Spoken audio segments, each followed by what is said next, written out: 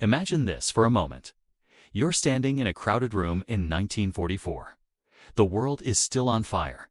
Europe is a scar. Entire cities are just smoke-stained outlines. And while soldiers are still dying overseas, a different kind of battle is already ending quietly, indoors, in a hotel in New Hampshire. Men in suits are shaking hands like they're sealing peace. But what they're really doing is designing the next century. They look at the ruins and decide something that sounds technical, boring, almost administrative, and ends up becoming one of the most powerful weapons ever invented. They decide the world will orbit one currency. Not because it's morally superior, not because it's eternal, but because the system needs a center. And after World War II, the only country left standing with enough gold, industry, and credibility to play that role is the United States. So they build a cage, they put the world inside it. And they call it the global financial system. Back then, it had a clean name, Bretton Woods, like a fancy resort, like a calm place where the smoke doesn't reach. But beneath the branding, it was a blueprint for control, a network so elegant that it wouldn't need constant violence to enforce itself, a system where the rules would be enforced by necessity, not just by force. Now, fast forward to today. You open your phone and the headlines scream like they always do. The dollar is dead. America is finished. China is taking over. The G7 is shrinking. BRICS is rising. You see charts. You see maps. You see Roman comparisons America as the next empire walking into its own museum exhibit. And the mood is understandable. The West as a political bloc is shrinking relative to the world. The multipolar era is real. The old post-Cold War confidence is gone. Even America seems to be decoupling from its own allies, pulling ahead in certain metrics while Europe stagnates and Japan ages. So people ask the obvious question, if the West is declining, who wins? Here's the answer most people don't want to hear. The winner isn't always the one who grows fastest. The winner is the one who designed the platform everyone else is trapped inside. Because the world can want to quit the United States. It can despise American politics. It can accuse Washington of hypocrisy. It can dream loudly of a post-dollar future. And still, even America's enemies keep paying rent. That's the trap. It's not just economic. It's not just political. It's not even just military. It's a network effect. The most powerful network effect in modern human history. So deeply embedded that leaving it isn't a decision. It's an engineering project, a plumbing project, a rewiring of reality. And those projects are expensive. Prohibitively expensive. This is the uncomfortable truth running underneath the noise. The world is not staying in the dollar system because it's in love with America. It's staying because the cost of switching is higher than the cost of suffering. That's what makes it a trap instead of a preference. Think about the last great network collapse. 1929 wasn't just a stock market crash. It was a crisis of trust. The system broke because people lost faith in what counted as safe. In 2008, the global system cracked again not because money disappeared, but because the plumbing froze. Banks stopped believing in each other. Credit stopped moving. The machine stalled. Now look at the present and you can feel the same logic humming underneath everything. Trust isn't a moral concept in finance. Trust is infrastructure. And right now, the dollar is still the infrastructure the world runs on. So when you see BRICS headlines, the real question isn't can they build something. It's can they build something that doesn't collapse the moment stress hits. Because financial systems aren't judged in good weather. They're judged in storms. And storms are coming more frequently. Now pandemics, wars, sanctions, energy shocks, shipping disruptions, political fragmentation. In this environment, the global system doesn't migrate toward what's ideal. It migrates toward what's liquid, what's deep, what's standardized, what's default. Which brings us to the central contradiction of our era. The world talks about leaving the dollar, while still using the dollar to survive. It's like a prisoner describing freedom while still asking the guard for food. And yes, there are real signs of change. The share of global GDP held by the old G7 has shrunk over decades. Emerging markets matter more. Manufacturing moved. Commodities shifted. The political story of the world is becoming less Western. But hidden inside that broad trend is the more surprising one. the one that matters most for this documentary. America isn't declining in the same way its allies are. Europe has been aging into regulation and energy dependence. Japan has been aging into demographic gravity. Meanwhile, the United States has been scaling something else: deep capital markets, tech monopolies, energy independence, and the institutional machinery that turns global anxiety into American demand. So while the West stagnates as a concept, the United States becomes something different, a singular economic entity with its own physics engine. And that's the opening layer of the trap. But the deeper layers are darker. Because the trap isn't built on speeches.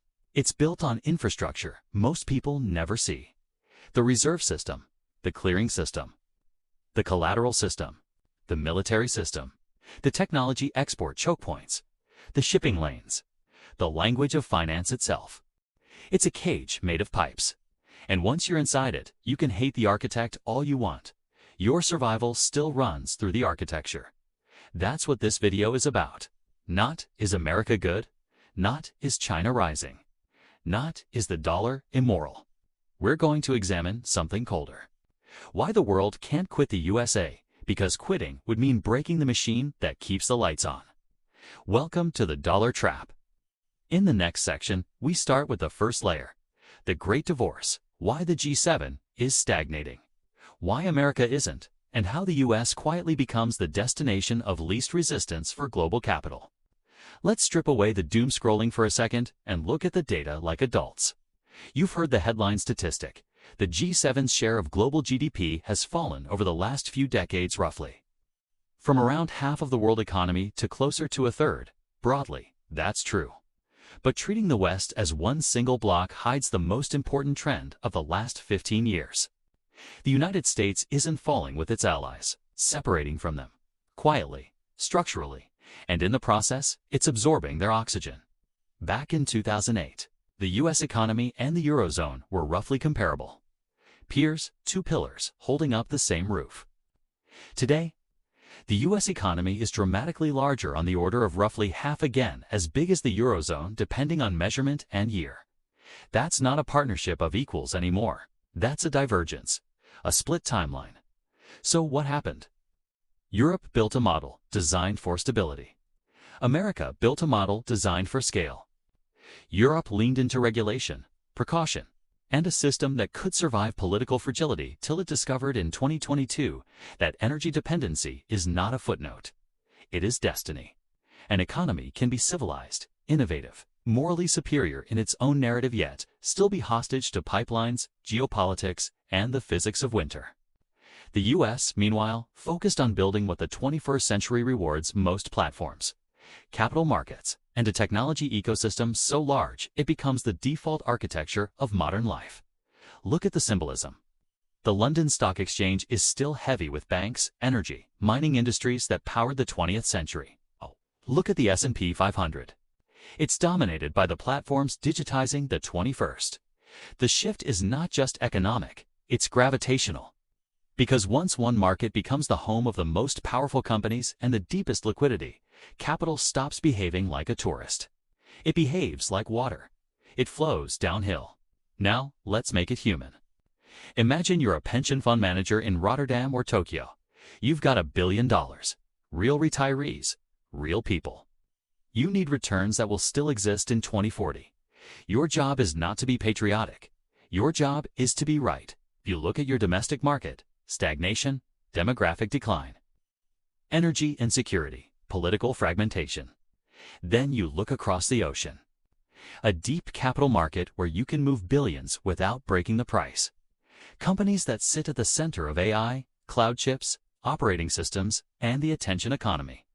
And a country that through energy and geography has a kind of shock absorption the rest of the developed world lacks.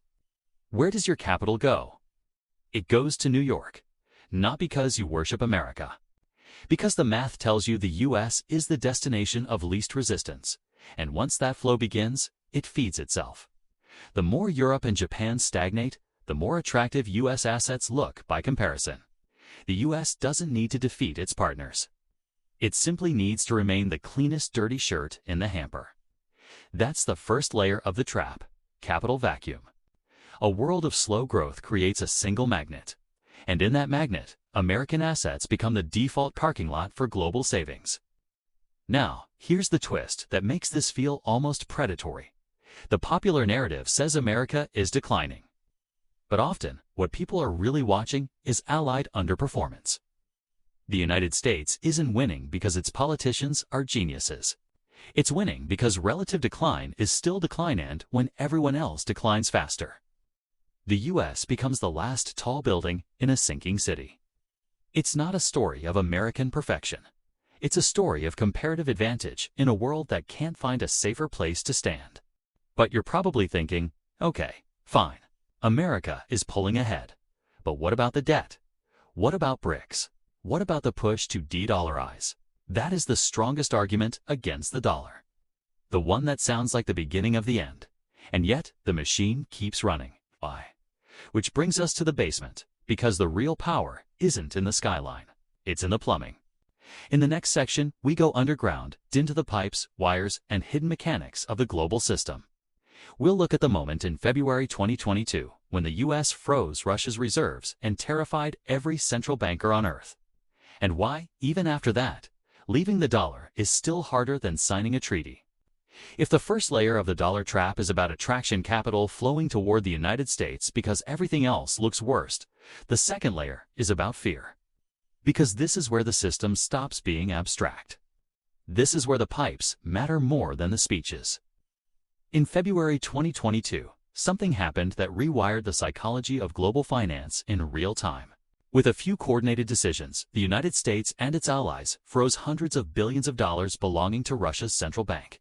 Money earned over years of selling oil, gas, wheat money Russia assumed it owned was suddenly inaccessible. No tanks rolled, no bombs fell, just access denied. And every finance minister in the global south felt it in their spine. Because the lesson wasn't about Russia, it was about who actually controls the system. The conclusion was obvious. The dollar isn't neutral. The system is a weapon.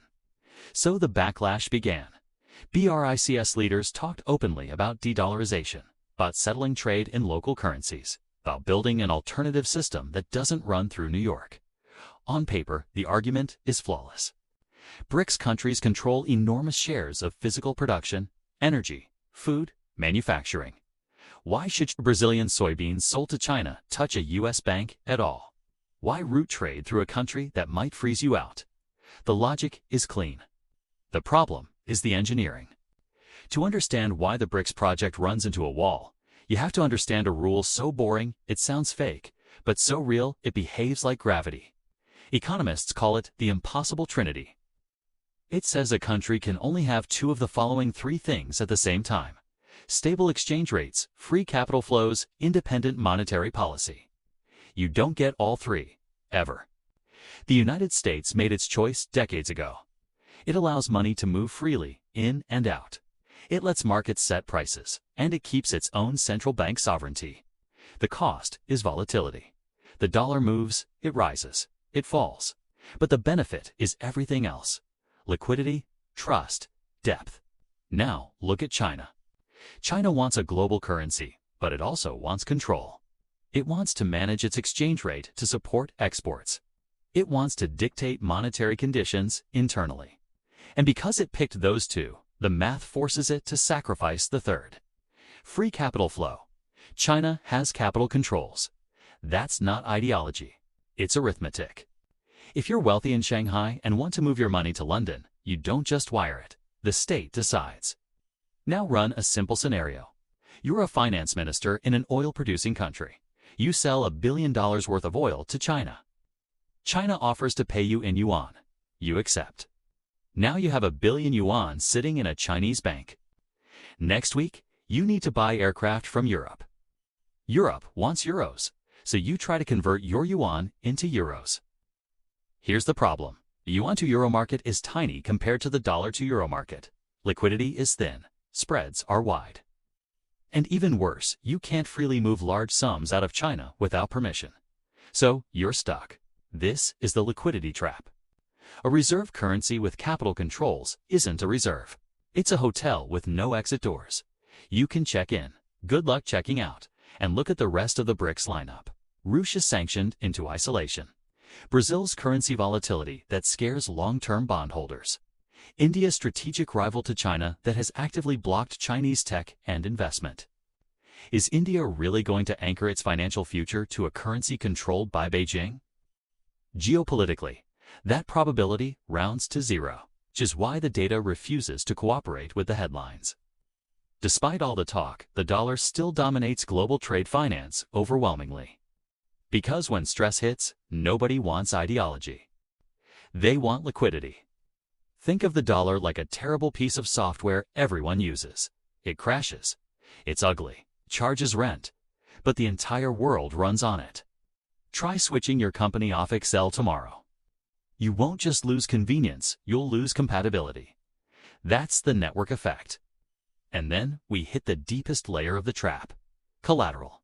After 2008, global regulators panicked and rewrote the rules. Banks were told they must hold high-quality liquid assets that could be sold instantly in a crisis. The system created a bucket. Only one thing was large enough to fill it: U.S. Treasury bonds. This creates a paradox so twisted it feels like satire. The world needs the United States to keep running deficits.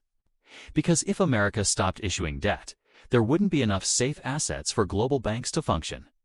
The system would seize not from too much debt, but from too little collateral.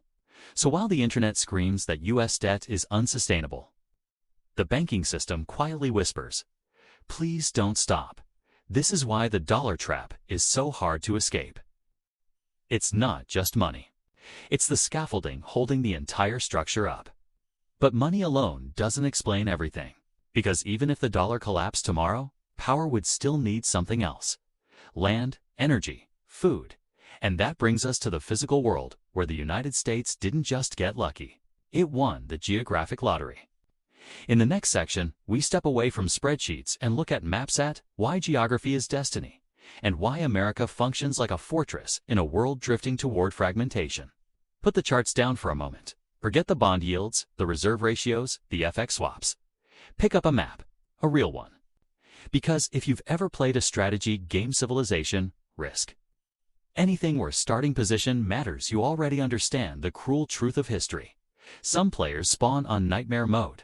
Others spawn with God mode enabled. The United States spawned with God mode. And this is the layer of the dollar trap that rarely makes it into financial debates because it feels old-fashioned, physical, almost embarrassing in a digital age. But when globalization cracks, when trade fractures, when sanctions fly and ships stop moving, geography reasserts itself with medieval brutality. Economists have a polite word for this: autarky, self-sufficiency. It means that if the world breaks, you can still feed your people, power your cities, and defend your borders without begging anyone for permission. In a hyper-globalized world, autarky sounds inefficient. In a deglobalizing world, it's survival. Let's steelman China for a moment. China is a titan. 1.4 billion people, the world's factory, a rapidly modernizing military. But geographically, China is playing on hard mode.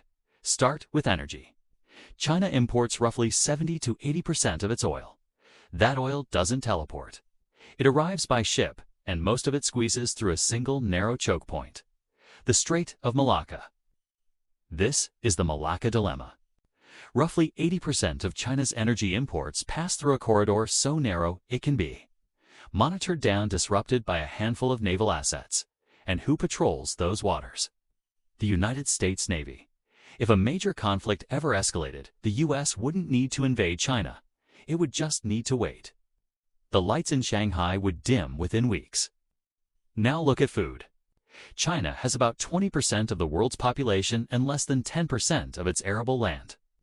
It is the world's largest food importer. That food also arrives by ship. Energy in, food in. Both dependent on maritime routes China does not control. Now look at the United States.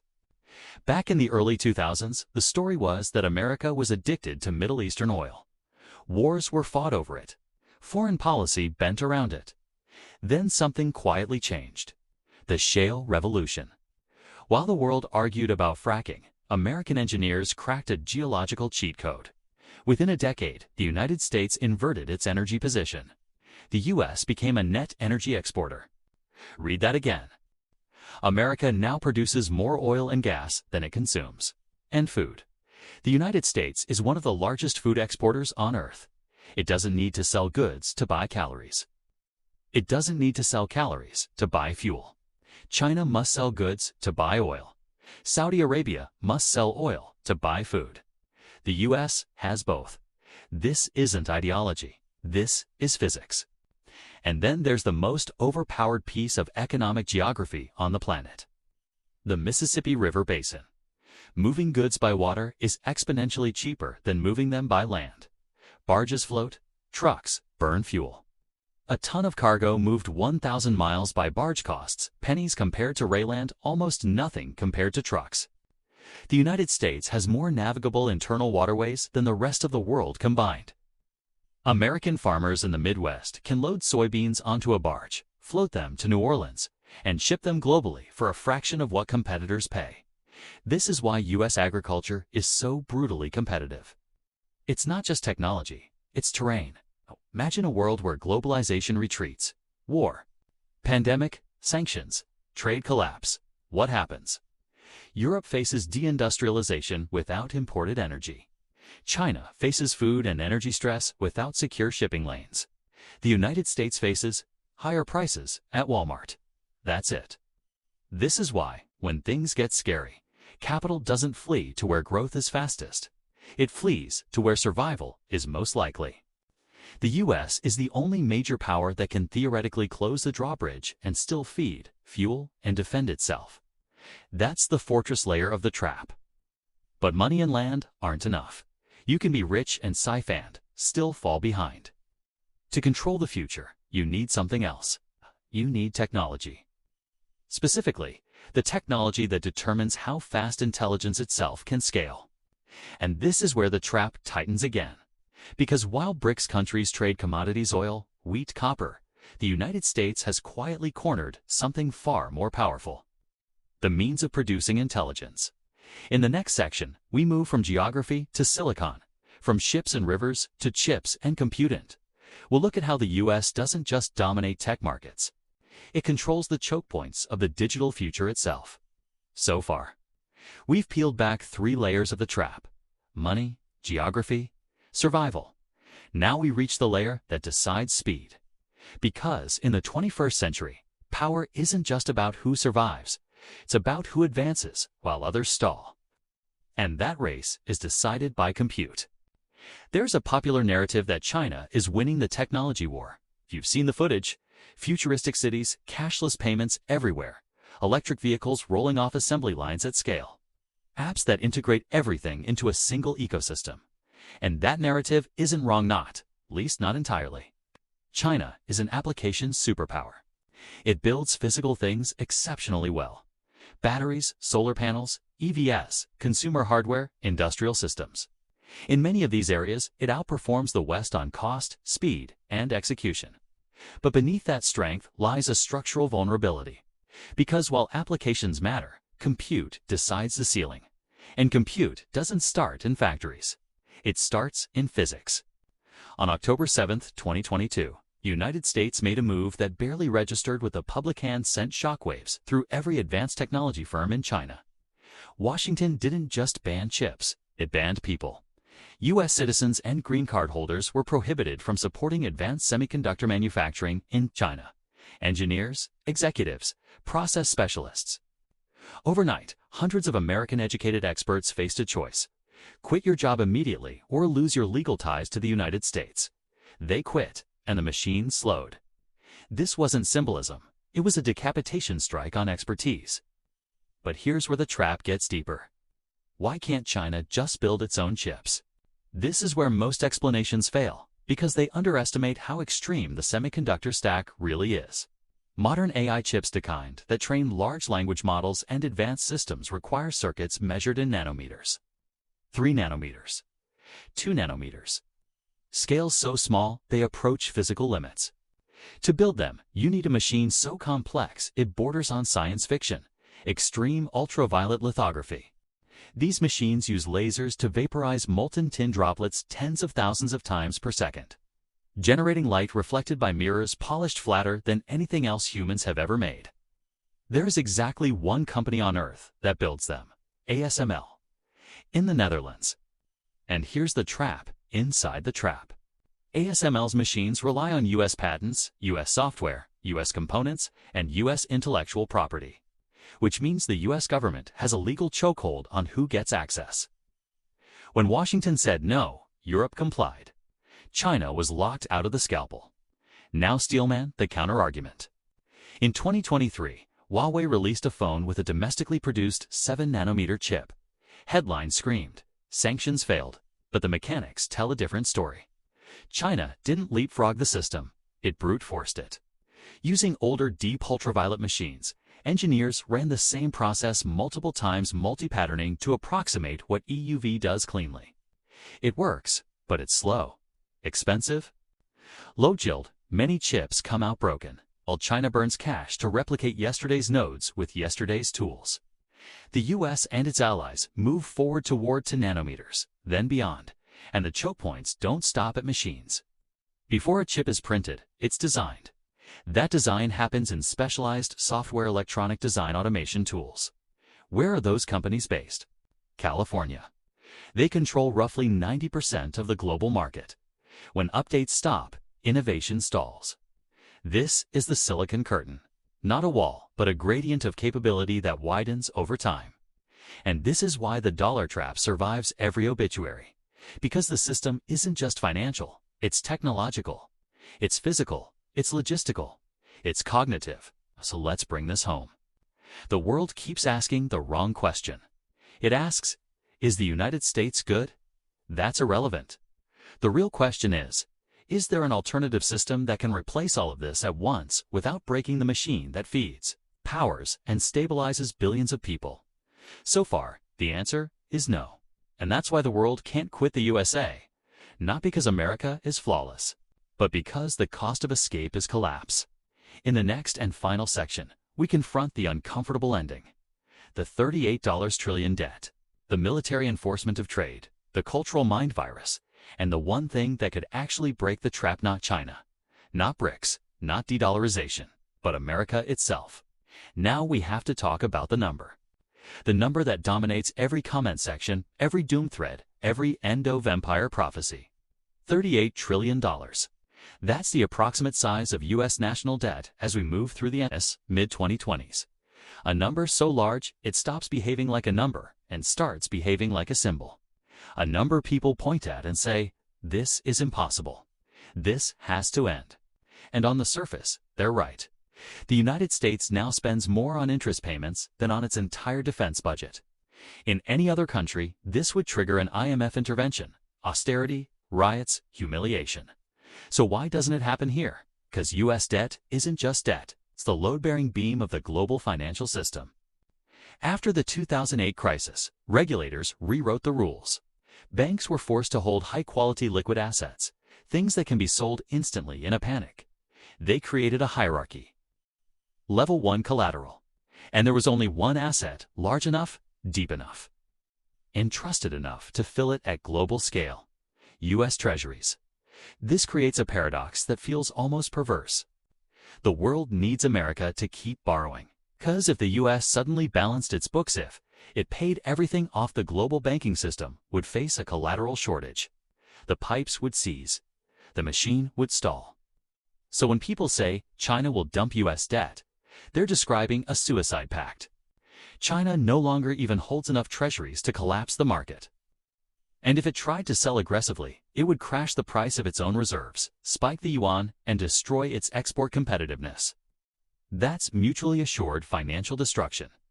Everyone is wearing the same vest. Now, layer in enforcement.